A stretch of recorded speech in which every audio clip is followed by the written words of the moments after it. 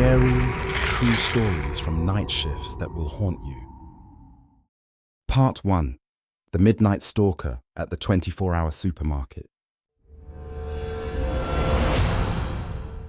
It was a typical quiet night at the 24-hour supermarket. Emily had worked plenty of late shifts before, and she knew exactly what to expect. The store was nearly empty.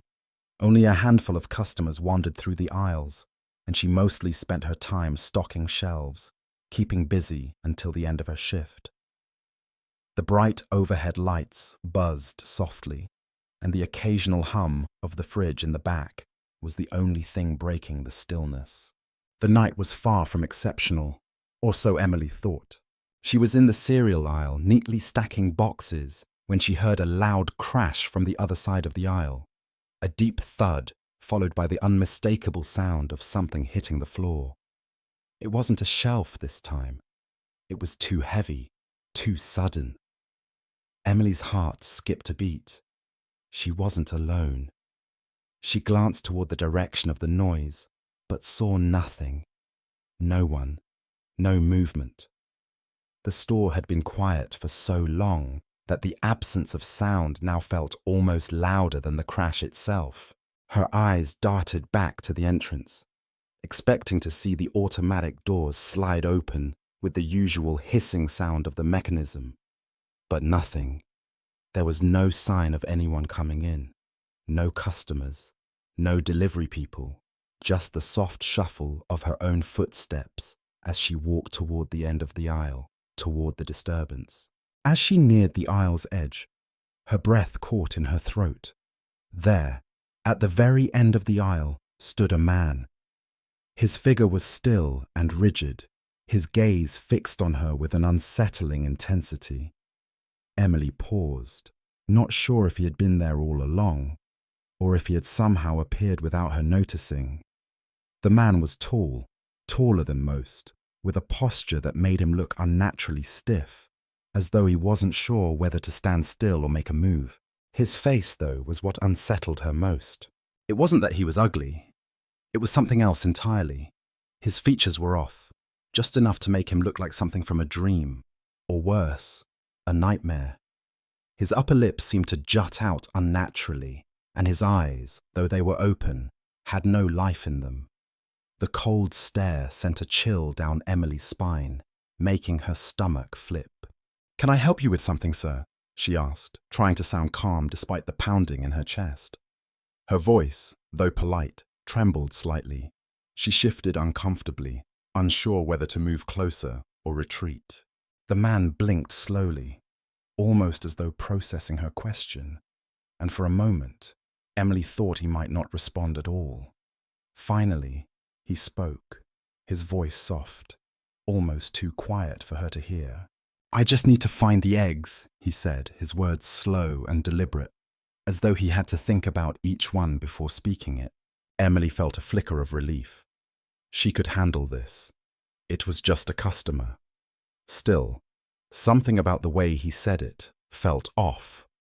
The words were too precise, as though they were rehearsed. She forced a smile, trying to push the unease from her mind. "Aisle 4, she said, pointing in the general direction, "back there near the dairy section." She turned away, expecting him to leave, but he didn't. He simply stood there, watching her. Emily could feel his gaze burning into her back. The hair on the back of her neck stood on end.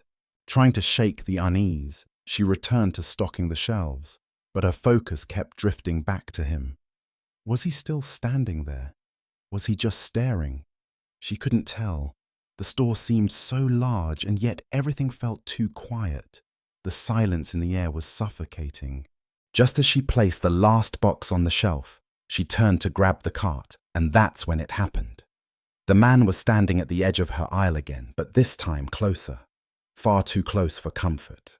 Without a word, he moved toward her, his footsteps heavy and deliberate. Emily's heart raced. She wasn't sure what to do. She was alone, and it was late. Almost no one else was in the store. Her mind raced, but she couldn't think of anything other than how quickly he was closing the distance between them. Are you okay? She asked hesitantly, the words barely leaving her lips before the man spoke again, his voice low and almost hypnotic. Do you go to parties? He asked, his tone oddly casual. It caught Emily off guard. What kind of question was that? She took a step back, trying to put some distance between them. No, I don't, she replied, a little too quickly. She wasn't sure why, but his questions were starting to feel invasive. I just work here. Just stocking. The man didn't seem to care. He moved closer still, his eyes never leaving hers. Do you have a boyfriend? He asked next, his voice now a little more insistent. Emily was starting to feel the weight of his presence more than ever. No, I don't, she said, her voice wavering as she stepped back again, desperately trying to find an excuse to walk away. She turned to grab the cart, but before she could even reach it, the man was right in front of her. I didn't ask if you had a boyfriend, he said, his voice cold and flat. I asked if you've ever had a boyfriend. His hand reached out, his fingers brushing her arm lightly. The touch sent an icy shiver through her spine. Please, Emily said, her heart pounding in her chest. I really need to finish this. I have work to do. But the man didn't move. He stood there, blocking her path, as if waiting for her to engage further, to answer more of his questions. Every instinct in Emily screamed at her to run, but she couldn't move. Something in her mind froze, paralyzed by fear. Suddenly, a loud crash from the back of the store startled both of them. Emily's heart leapt in her chest. She took her chance and grabbed the cart, quickly pushing it past him. Without looking back, she darted down the aisle toward the storage room.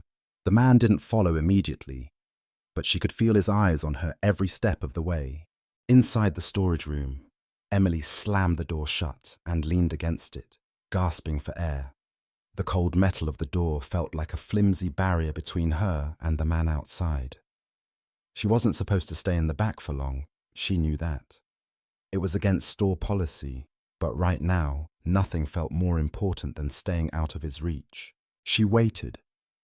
She could hear the faint shuffle of footsteps outside the door, the faint sound of someone moving in the store. Time seemed to stretch out, and she wondered if he was still there, lingering just beyond the door. After what felt like an eternity, she decided it was safe to leave. The store was quiet once more, but just as she opened the door, she felt the cold breath of panic grip her again. The man was standing there right in front of the storage room. Don't go yet, he said softly, his voice more insistent now. We were just getting to know each other. Emily's heart pounded, but she didn't have time to think. She grabbed the nearest box cutter from a shelf and held it defensively. Her breath came in short, shallow gasps as she tried to figure out how to escape. In a sudden, desperate surge, Emily lunged toward the back of the store, racing for the bathroom. She didn't know what else to do. She just needed to get away. But as soon as she stepped inside the small bathroom, she heard it. The faint sound of the door creaking open behind her. Her heart stopped. She quickly locked the door and crouched down, praying that he hadn't followed her in. Her pulse thundered in her ears as she waited, barely daring to breathe. A cold chill washed over her as she stared at the floor, her fingers tightening around the box cutter. The man was still there, and Emily knew, without a doubt, that she wasn't alone. But what was worse, she knew that she had no idea what he was capable of. Will Emily be able to escape? Or is something much darker lurking in the shadows of the supermarket? Stay tuned for part 2 of this terrifying tale. Make sure to subscribe and follow our channel to uncover what happens next.